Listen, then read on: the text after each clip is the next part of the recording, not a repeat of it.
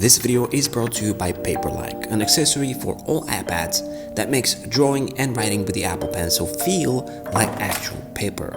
In this video, I will share with you everything I love and hate about the Air 4, keeping in mind that I have been using the tablet for about a month now, coming from the 11-inch iPad Pro. I can't remember reviewing a product with so few shortcomings, aside maybe from the iPhone mini and the Pro Max.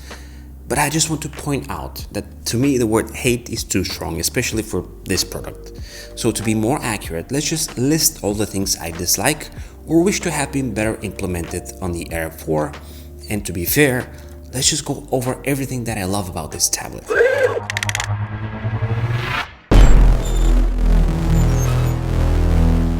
Hey guys, this is Z, and if you're new to the channel, welcome.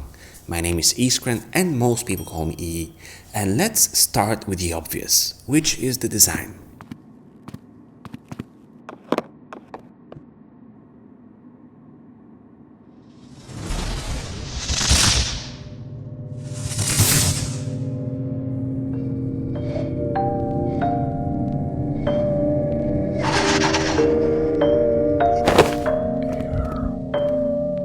Flat edges, the evenly distributed display and bezels, and the overall presence of the iPad Air 4 are directly taken from the iPad Pro lineup, which is great for everyone who likes this design approach.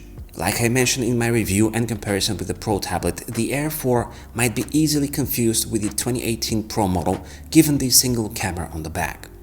Of course, a lot more colors are now available for the Air 4, with the sky blue being one of my favorite this year.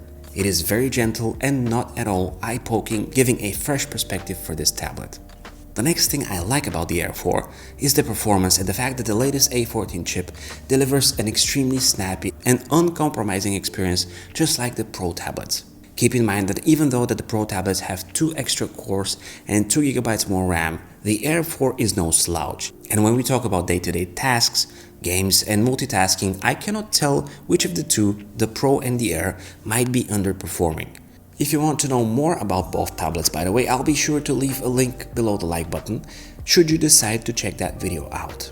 Moving on to accessories and the fact that the Air 4 is compatible with both the 2nd generation Apple Pencil and my all-time favorite Magic Keyboard with trackpad. This compatibility means that if an accessory is made for the 11-inch iPad Pro, there is a chance that it will fit and match the Air 4, given the fact that the microphone cutouts are not blocked and Touch ID is accessible. So do look for such discrepancies when you shop accessories. Next up is USB-C, the port that will never see the light of day on all iPhones. Happily here and part of the iPad Air 4. USB-C, as you are probably aware, is very versatile and gives you plenty of options to expand your tablet use cases, from peripherals to secondary displays. This port can turn the iPad Air 4 into a fully fledged computer. The battery life on the Air 4 is just as good as any iPad tablet, providing some 10 hours of web surfing.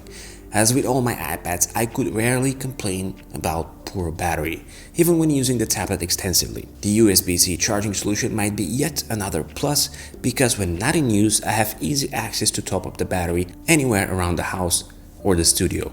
The display is another portion of the Air 4 that I can really appreciate, but it sort of lives in both the positive and negative spectrum, and I will use it to gradually move to the things that I don't appreciate on the Air 4. So the display is a hair smaller than the 11-inch iPad Pro, and many can see that only when both tablets are side to side. When it comes to color representation, accuracy and brightness, it is on point with the Pro, although a tiny bit less bright, but nothing to complain about. What people might complain about, however, is the refresh rate and the fact that the Air 4 is not ProMotion equipped, meaning it runs at 60 Hz natively with no 120 Hz available. This is not a deciding factor for me personally, so I wouldn't classify the ProMotion absence as something that might throw me off this tablet. But for those who care about high refresh rate and maybe fancy 120 Hz gaming, this might be a deal breaker.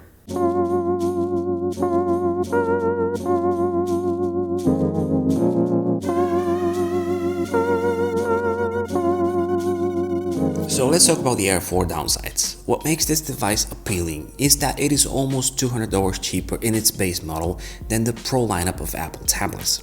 There is a trick here though, because unlike the Pro tablets, the base AR storage is 64 GB. which in today's world of high-res photos, Dolby Atmos videos and games measured in gigabytes, this is too little even for smartphones.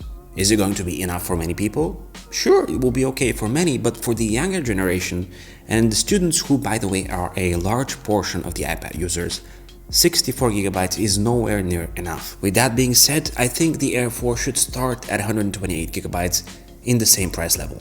Let's talk about sound and the fact that the iPad Air 4 has only 2 speakers compared to the Pro. They are good, fairly loud, decently accurate, and for the most part pretty adequate. But having tested the 4 speakers on the iPad Pro, the Air feels out of breath in cases. So as I recommended in my tablet comparison video, for those who care about sound, perhaps the Pro is the right choice to go for. Before I tell you my biggest gripe with the iPad Air, I'd like to mention today's video sponsor, Paperlike. In case you're not aware, Paperlike is a specially formulated screen protector that makes drawing and sketching on all iPads feel like actual paper, an experience similar to grabbing your notebook and writing with a real pen or pencil on actual paper. This product removes the weird feeling of writing on a glass surface, providing the perfect pencil friction that helps your pencil glide effortlessly. Who is it for?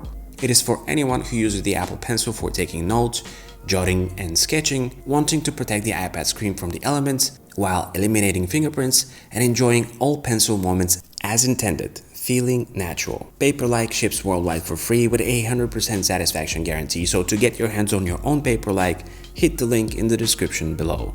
Thank you Paperlike for sponsoring this video. So my biggest gripe with the iPad Air is Face ID.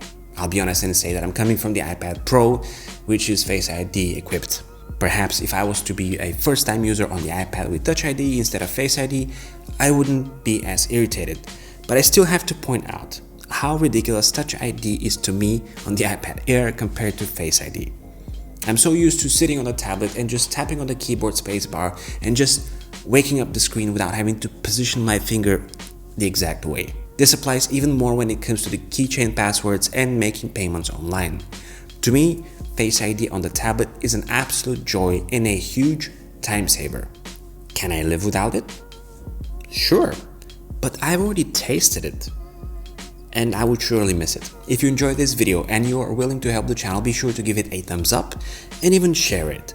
More iPhone and iPad videos are coming in shortly, and we now have M1 machines in the house, so you might want to consider subscribing. It's been an absolute pleasure. This is Z, over and out.